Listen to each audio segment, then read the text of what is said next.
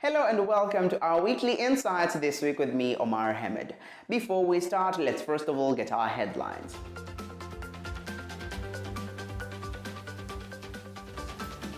Kcpe exams will be fair, CS Magoha assures candidates.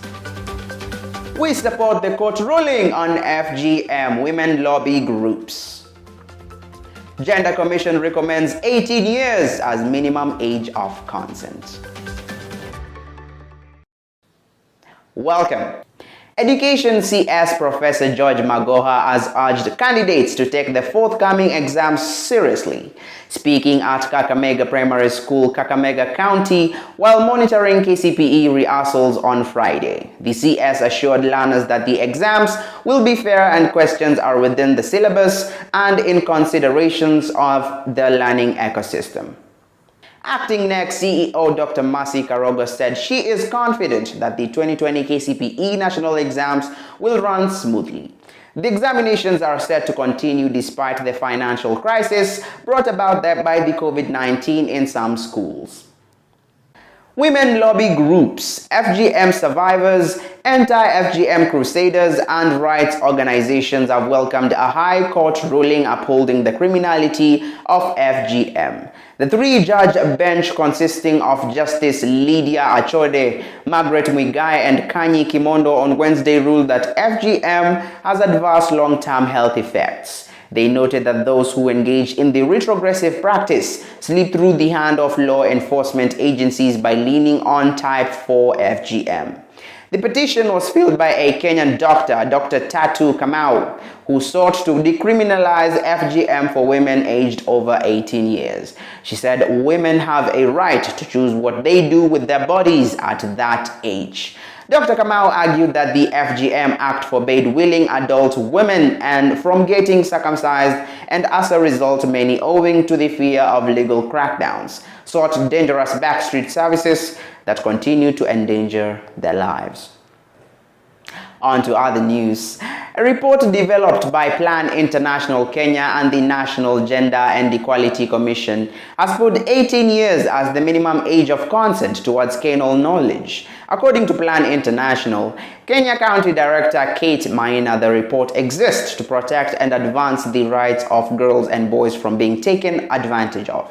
Cabinet Secretary for Ministry of Labor and Social Protection Simon K. Chelugui alluded to the Kenyan law which stipulates that a child is an individual who has not attained the age of 18 years. According to NGEC Chairperson Joyce Mwikali, the launch of the report and implementation by stakeholders will protect children below 18 years as they are not mature enough to make decisions physically, socially, and psychologically. So, ladies and gentlemen, from the foregoing, as the Cabinet Secretary in charge of Children Affairs, and based on the Children Bill 2020, I would strongly recommend that the age of consent should not be lowered below 18 years. Any one moment. I know of other experiences, other jurisdictions. The Kenyan position is the age of consent should remain 18 or above.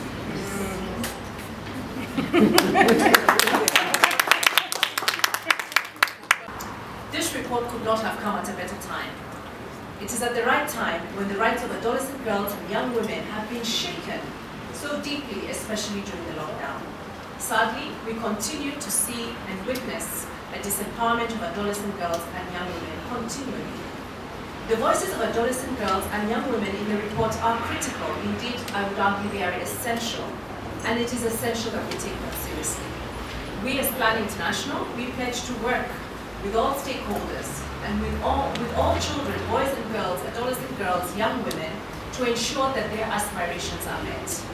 Plan International also urges stakeholders to listen to the plight of these girls and boys and to more specifically ensure that the law protects and advances the rights of both girls and boys, and that they are protected from all forms of violence with a specific focus on the need to prevent and respond to sexual and gender-based violence.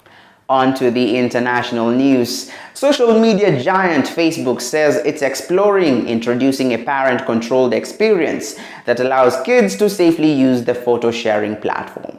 Currently, the platform does not allow people who are underage to create an account on the platform. The company also announced plans to roll out new safety features, including preventing adults from messaging people under the age of 18 who do not follow them. Safety notices for teens when messaged by an adult sending a large amount of friend requests or messaging to people under 18 years, and make it more difficult for adults to find and follow teens using the search function in Instagram. Teens will also be encouraged to put their profiles on private at the point of registration. The United Nations Children's Fund (UNICEF) says that around the world, more than 1.42 billion people, including 450 million children, live in areas of extremely high water vulnerability. This means that 1 in 5 children worldwide does not have enough water to meet their everyday needs.